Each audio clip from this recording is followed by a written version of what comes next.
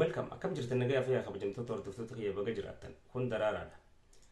Barnoota guyyaa dabree torbee dabre guyyaa akkaarraa waa'ee hooggansa yookaan bulchiinsa faayinaansii dhuunfaa afaan Oromootiin yookaan akkamiin akka maallaqa kee qabachuu qabdu jechuu karaa gabaabaa boqonnaa tokkoffaa kutaa tokkoffaa laallee ture. Arraan tana ammoo boqonnuma tokkoffaa kutaa lammaffaa kan laallu ta'a. Angaa tokko is yaadachiisuuf waan torbaan dabree maallaqa yookaan faayinaansii jechuun maali hiikaan isaa ijoolleef maali maallaqa jechuun nama guddaafoo maalleeni maali nama if beekuuf maalleeni maali kan joolaale sanitti aansuudhaan namni tokko adeemsa gara faayinaansii isaa hoogganuu yookaan maallaqa isaa hoogganuu itti seenuudhaaf wantoota 5 yoo beeke barbaachisaadha jenne shanan san keessaa tokkoffaa laale. Mee wantoonni shanan san maal fa'aadha?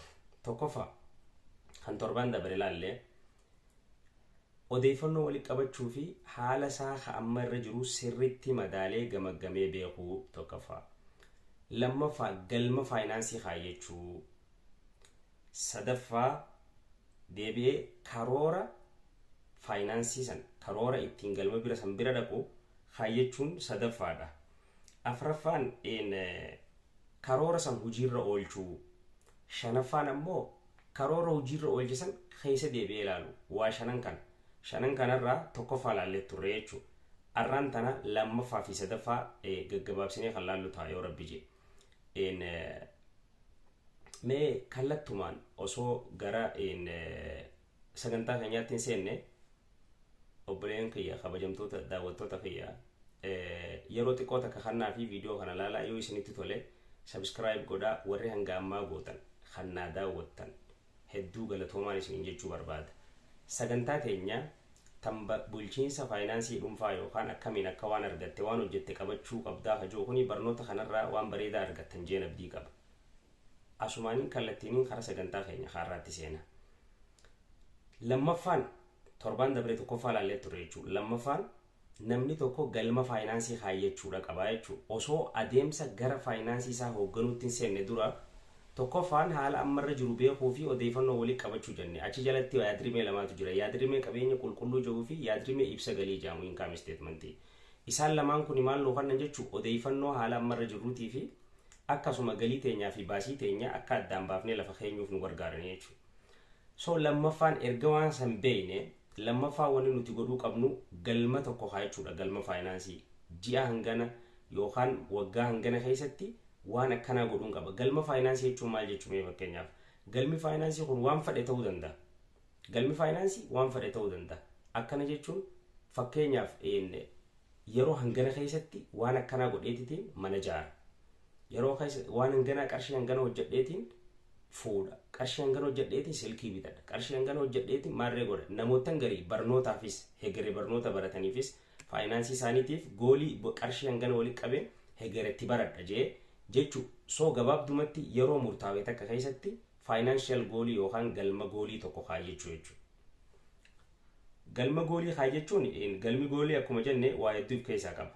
Garuu waan tokko ka ilaalcha keessa galchuu qabutu jira namni dhuunfaa tokko osoo galma goolii san lafa kaayyatee baasii galma san bira gahuuf isa barbaachisu galma sanii walitti hin qabne dura galmicha kaayyate san bira gahee galma san raawwachuudhaaf yeroo hangam takkanarraa fudhata yookaan isarraa fudhata yookaan nurraa fudhata kan jedhu ilaalcha keessa galchuu qabaa jechuudha. Siigalee osoo galma kana kaayyatee baasii galma san bira gahuuf isa barbaachisu dalagee waan kanaaf walitti attach hin goone walitti maxxansine dura galman kaayyadhe san bira gahuuf yeroo hoo hangam takkattiin bira gahee galma kiyya san raawwachuu danda'a kan jedhu ilaalcha keessa galchuu qabaa jechuudha.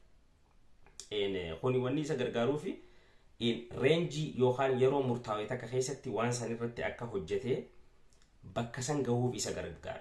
Garuu galma san lafa keesseetuma baasii galma saniif si barbaachisuus fuutee irra keessee yoo karaa tarkaanfatte taayimii yookaan yeroo hangamitti akka achi gahuu qabdu yoo lafan kaa'in feeltaa ni kufaa jechuudha. Tarsiimoon kee kun yookaan mallee ati ittiin galmi kee bira dhaquuf itti soo galma san bira gahuudhaaf yeroo hangamta akka ittiin dhaquu qaba. Ergasii baasii si barbaachisu sanii fi galma san waliin maxxansitee karaa hojiitti tarkaanfattaa jechuudha. Lammaffaan akkana fakkaata. Sadaffaan developing financial plan karoora lafa kaayechuu jechuudha. Karoora galma finance kaayette san biraan dheeyxu lafa kaayechuu. Karoorri finance ka lafa kaayettu kun maaliif si barbaachisa? Galma wahii kaate lafa kaayette tokko jira ka bira dhaquu deemtu. So galma san bira dhaquudhaaf karoora qabaachuu qabda. Galma san bira dhaquudhaaf baasii kee allocate godhuu qabda jechuudha. Akkasuma galii keetis beekuu qabda jechuudha. Galii erga beekte baasii kee akkamittiin baasaadhaatu beekuun si barbaachisa. Kanaafi ka itti aanu karoora ittiin galma san bira dheetu lafa kaayechuudha. Karoorri galma bira ittiin dhaqan yookaan karoorri faayinaansii diisanti ta'e yookaan bareedaa ta'e jechuudha. Siigaltee haalaan diizaayin ta'ee hani beeki kaayyoo ta'e yookaan galmaati kaayyette sanii wajjin maach wal godhu waliif firoomuu danda'uuni karoora faayinaansii bareedaa jechuu ni dandeenya. Garuu galmaati kaayyette sanii fi karoorri kee yoo maach yookaan walitti qindoomuu danda'an hin taane kufaatiidha si qabaa jechuun kun. Akkasuma karoorri faayinaansii maal ta'uu qaba? Flexibility daddabaa ta'uu jechuudha. Haala wajjin deemuu kan danda'u rigid kan ta'e bakkuma takkatti du'u osoo hin ta'in gizee pilaana karoora kana lafa kaayisu haala yeroo ilaalcha keessa galchiteeti. So karoora flexible ta'e fakkeenyaaf isima karoora flexible ta'e jechuun ka'eeti namni tokko maallaqa wahii seef godha. Khasaaraatu itti dhufa. Maallaqa seef godhe san maallaqa qusate san baasee yeroo khasaaraa kana akkam fayyadamne maallaqni inni qusate suni fixed investmentii jalatti seef godhaa jennu yookaan haala dhaabbataa hin baane yeroo takkaaf yookaan ammoo investmentii wayiitii jecha haala siistama hin baane kajo'uuni maallaqa kana qusate. Akkana jechuun maallaqni sun bahee yeroo inni khasaare sanitti yeroo inni rakkoon irra dhufte sanitti isan fayyadu jechuudha. So maallaqni nuti achi keenyu fi siistamni karoorri nuti kaayyannu karoora flexible ta'e dhangala'aa ka ta'e jechuudha ammallee siigaltee protected ka ta'e ammallee ka jechuudha maaligaa eegumsa yookaan hawaa eeguu danda'u jechuudha. And taxes even including taxing account keessa galchuu qabna jechuudha. Maal godhuu qabna gizee karoora kana lafa keenyu ammaan tana jechuudha. Tokkoffaa karoora keenya kan akkana deemuu danda'u haa jechuu siigaltee karoorri keenya kuni haala keenya wajjin deemuu ni danda'a kan jiru ilaalcha keessa galchita. Taaksii gibira ilaalcha keessa galchita. Dhangala'insa kaashii ilaalcha keessa galchuu qabdaa jechuudha karoorota kana gizee lafa kaayisu. Fakkeenya siimee ati kaatee maallaqa tokko fixed account yookaan account maallaqni keessaan baane yeroo investment fixed investment account waan jedhamu jechii keessatti save yoo goote yeroo akka tasaa dhabni si dhufee maallaqa san baaftee fayyadamuu hin dandeessu jechuudha. So siistamni faayinaansii ati lafa kaayyette siistama rigid ta'e goggogaa jechuudha. So san ta'uu hin qabu. Haala kee akkatti deemuu deemtu kana hunda ilaalcha keessa galchiteetti karoora san kaayuu qabdaa jechuudha.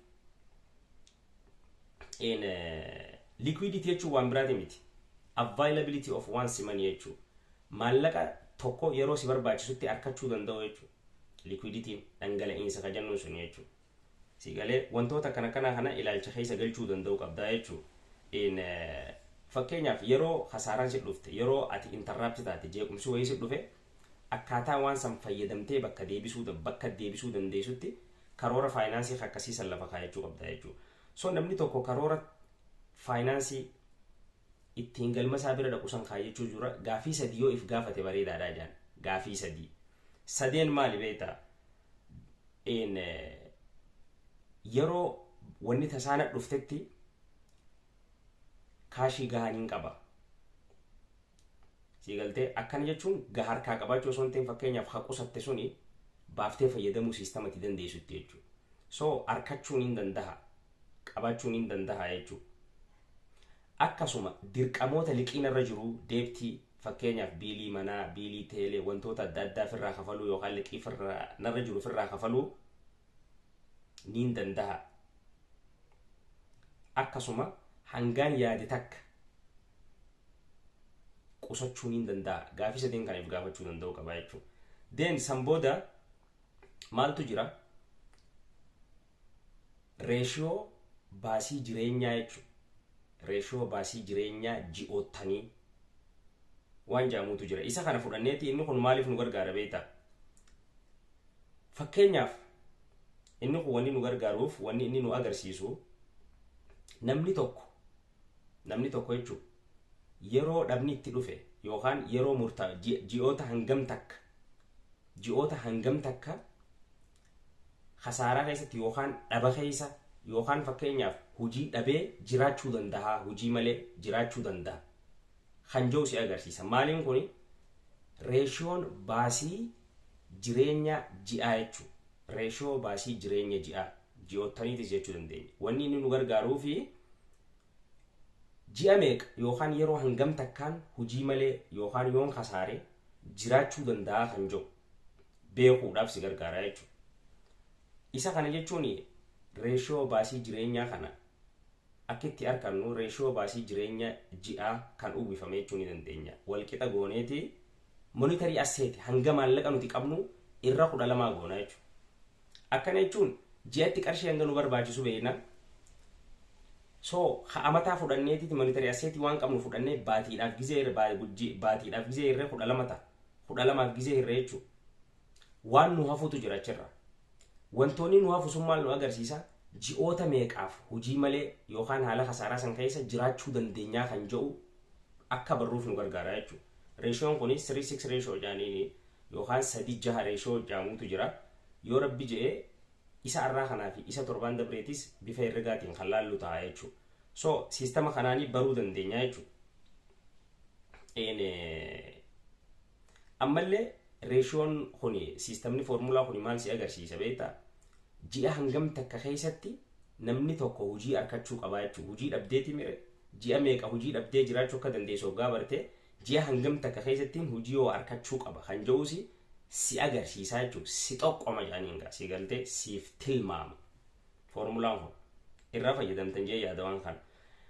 So amma karoora faayinaansii kajennu kana jala waan takkaatu jira. Isiin sunis personal budget. Bajetii dhuunfaa jenna. Bajeta dhuunfaa jenna. Maali bajanni dhuunfaa kun maaliif nu gargaara? Bajanni dhuunfaa meeshaa akka malee bareedaa kan maal itti goonu jechuudha.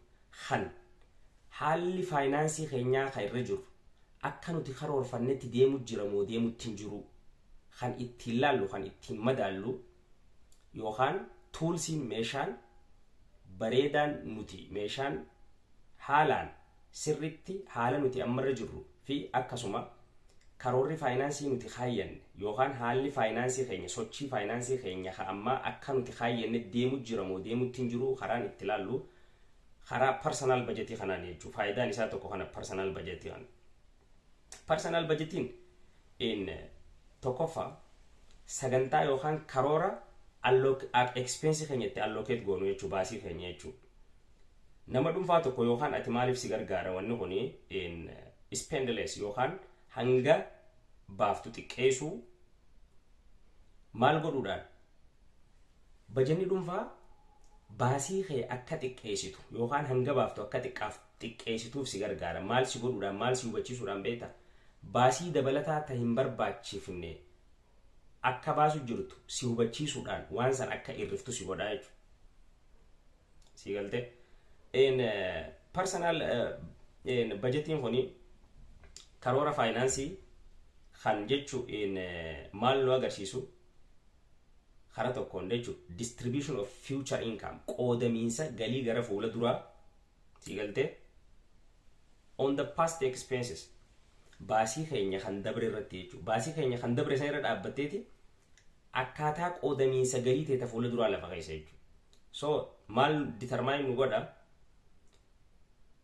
distribution of future income hirmaata yookaan qoodamiinsa galii teenya ta fuula duraa jechuudha.